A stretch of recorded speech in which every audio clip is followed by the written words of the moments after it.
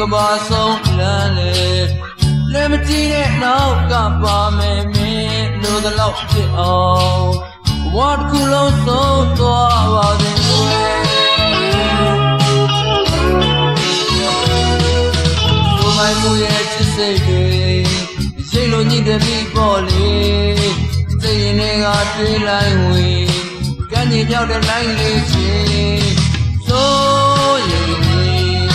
ဒီရဲ့ကလေးနဲ့ပန်းကလေးကဆိုရင်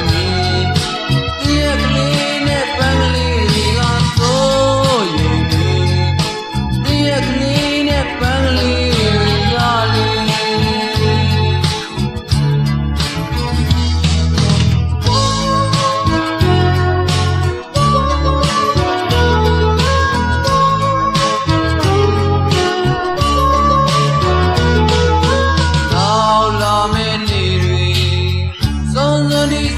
ချစ်နေမေမင်းဟာကိုဘဝတွေတလောက်ပဲမြည်ကြည့်ပါလေတို့မျောနေသမျှတွေ